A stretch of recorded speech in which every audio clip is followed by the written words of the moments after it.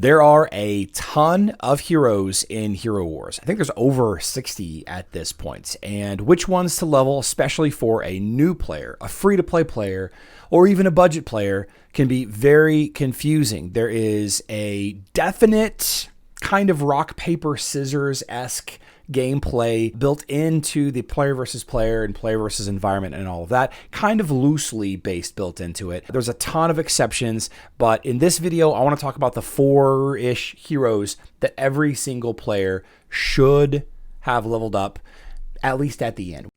It's only a game. Why you have to be mad? What is up, heroes of Dominion? My name is Charlie. This is Hero Wars Central, and in this video, I want to talk a little bit about some of the heroes that every good, decent, smart Hero Wars player for Hero Wars Facebook and web, Hero Wars Dominion era, should have built in their stable of heroes and ready to pull out whenever you need it. Now, a little bit of a caveat here. The heroes that I'm going to give you today do not themselves make a team, all right? Generally speaking, a team is going to have a tank, a damage dealer, and a healer. Sometimes in the case of Roadrunner here, you've got 2 tanks, 2 damage dealers, and a healer.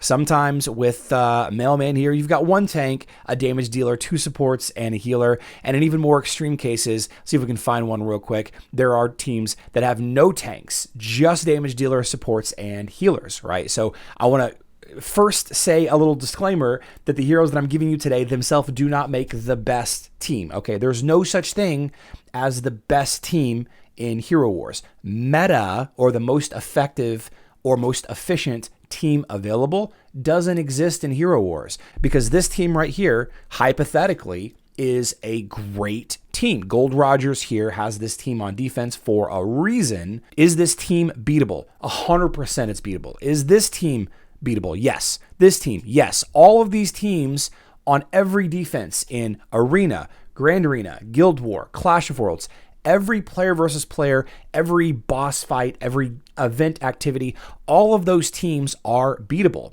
okay? Does that mean that they are not good teams? No, because every team can be beaten. Are there teams that beat more teams than others? Yes, but does that make them meta?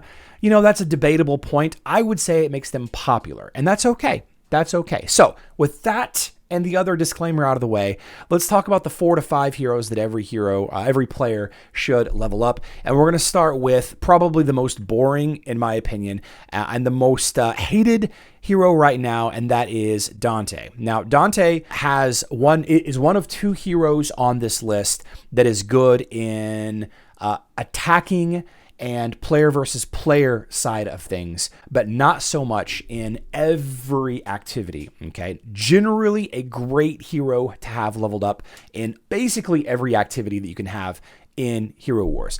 There are a ton of reasons why these heroes are good, okay? There's a ton of really nicely designed skills, a nice combination of skins, glyphs, and artifacts. Ascension ability, some of them have ascension ability, some of them do not. But where Dante shines is his ability to counter physical attacking teams. Dante has a very, very high dodge stat. He's got a dodge glyph, right? Dodge glyph. He's got the dodge skins. Okay, just 1 dodge skin, I suppose. His artifact weapon is a dodge bonus. His artifact book is a dodge bonus. And just passively as a hero, he has one of the highest dodge stats in the game. Dodge is a really, really, really good counter to basically every physical team that there is. Every physical team that you can come up against, including some of the favorites on defense that we just saw in Arena. This right here is generally considered a physical attacking team. Yes, there is a mage back there, a couple of supports, some healers, and a tank, but the primary threat on the enemy team here is Kark, that little blue demon right there in the 2nd position. Dante is going to do really well against this team. This guy right here, we have Ishmael up front. That's a physical attacker. Sure, there are some problems in the back end there. When you're deciding on what heroes to use to counter the opponent's line, the opponent's defense, the first thing that you got to consider is what type of team they are and what is the pillar, what is the pinnacle, what is the most important counter hero that you can use that is also very effective on your team. Dante can be built in basically 2 ways, and he's definitely a nice little champion to build your stable of heroes around. There are basically two main teams. You can go into this with kind of a pure support Dante kind of style. So we start with Dante, and Dante is very popular as a tank. Actually, let's switch this to maxed here. There we go. We're not going to do like any kind of official testing or anything. I'm just going to kind of show you two ways to build Dante. Dante is often seen as the tank on the team. You definitely want to put Kane on him.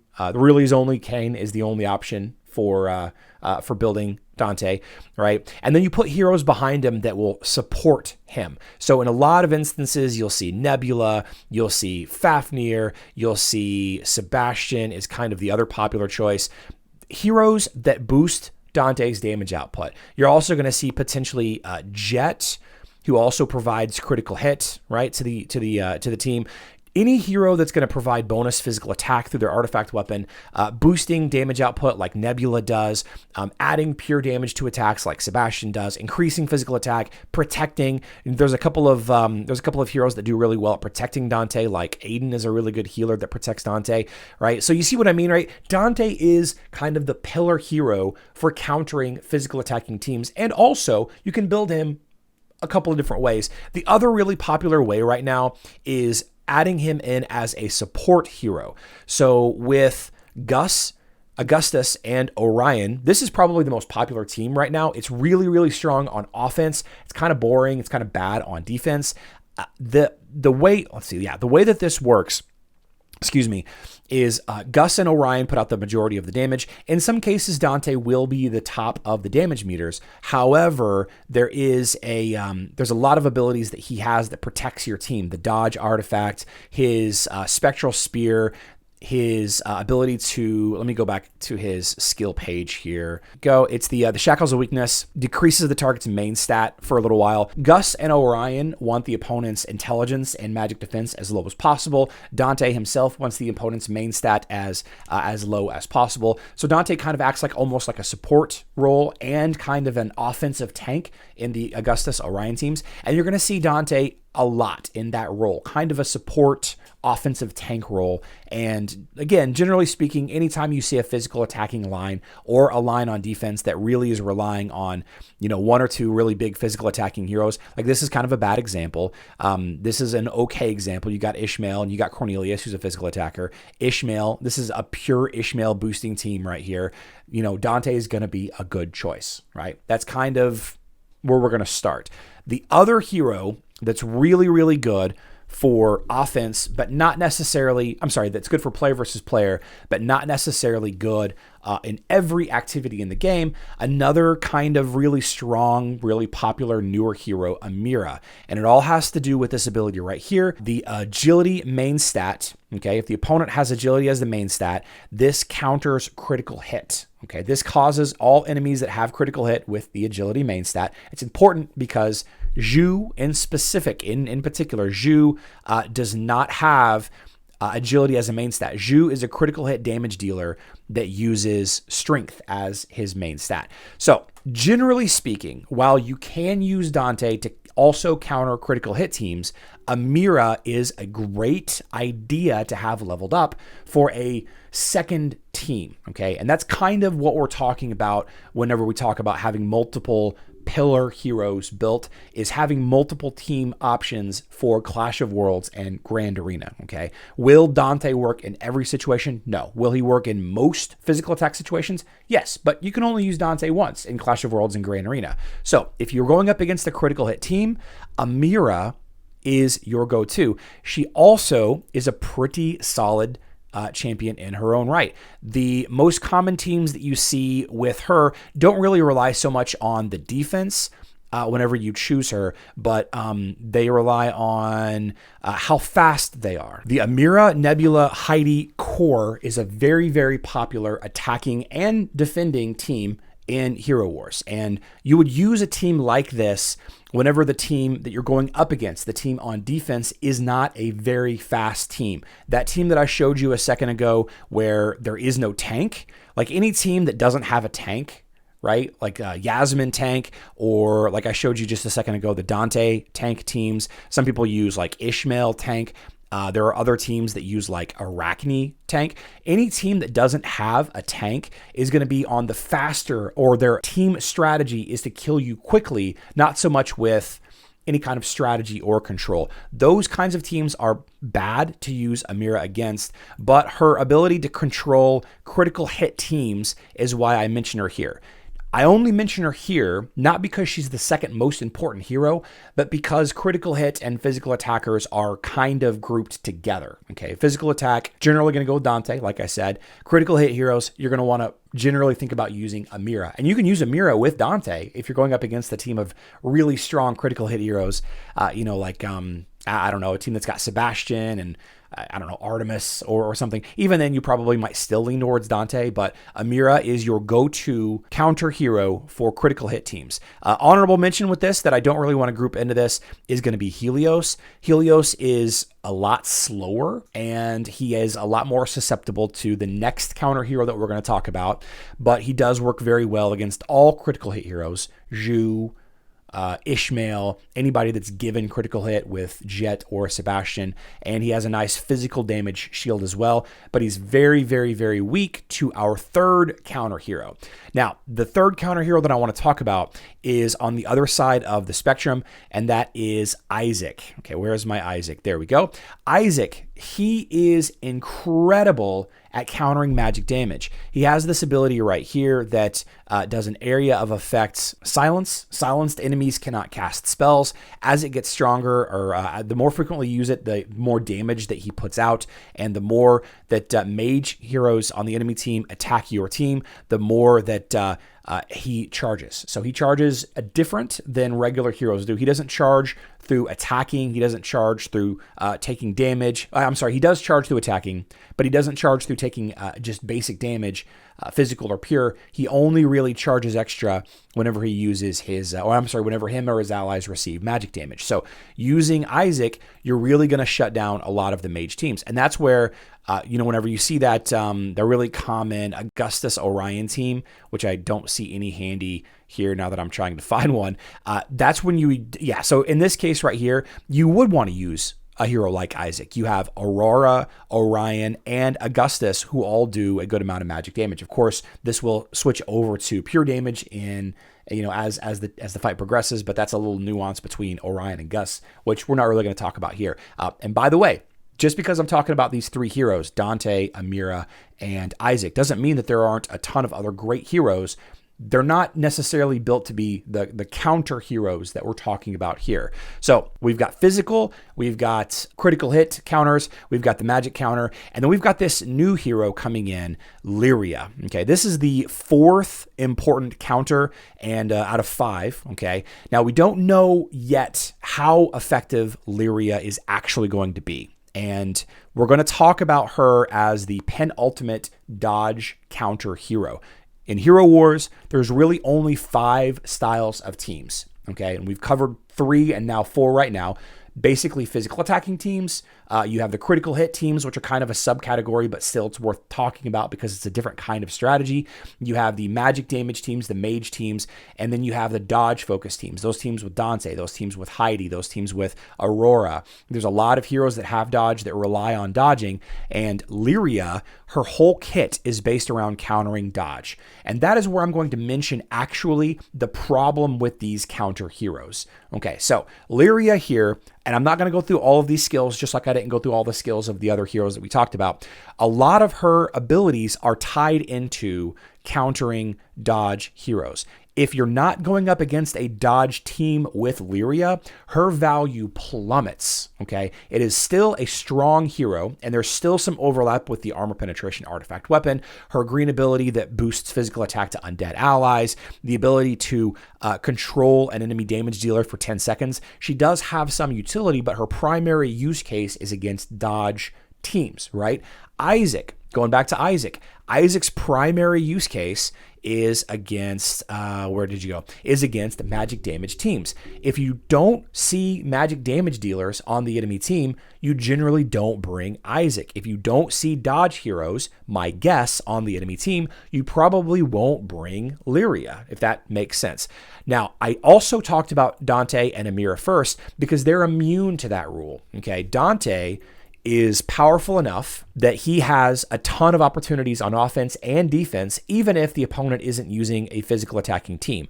But if you see Dante on defense, don't bring physical damage, right? If you don't bring physical attackers, Dante's ability to counter physical teams is kind of nullified, but he's still pretty strong on his own merit, as is Amira. And I just wanted to, make that really, really clear that Dante and Amira work in a larger variety of situations than Isaac and Liria do.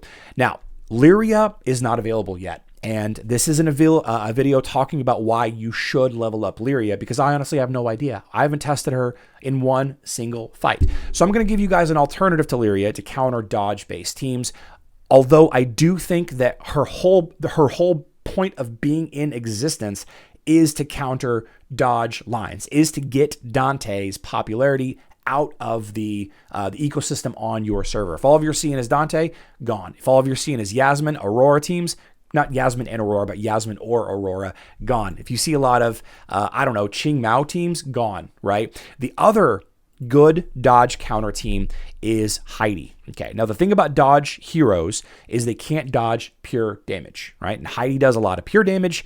Generally speaking, all of the dodge heroes are physical heroes. Probably the most interesting dodge hero in the game to me, because of the fact that he doesn't do physical damage, he does pure damage. So he is in himself kind of the counter to the dodge teams. It's worth noting that Heidi will probably also be hard countered by Liria as well, so that's kind of important. But if Liria ends up being just kind of a waste, or if you don't have the funds to level up Liria and you already have Heidi, you're probably going to be fine using Heidi as a counter to dodge teams. We do see in a lot of instances that just Heidi isn't enough depending on the team, but often in cases that just has to do with some underleveled health glyph, maybe a health scan or something.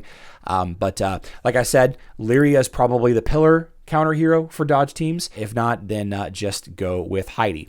So there are 5 types of teams in Hero Wars. You have you have the physical attacking teams. You have the critical hit teams, which kind of go hand in hand. You have the magic teams for Isaac, right? And then you have the dodge teams, which generally speaking are going to be countered by Liria. And keep in mind that there can be some overlap and some nuances between. There's plenty of gray area between all of those. You just have to decide for yourself which hero on the defense is the scariest to you. Is that Dante the scariest? Is that Orion on the enemy team the scariest?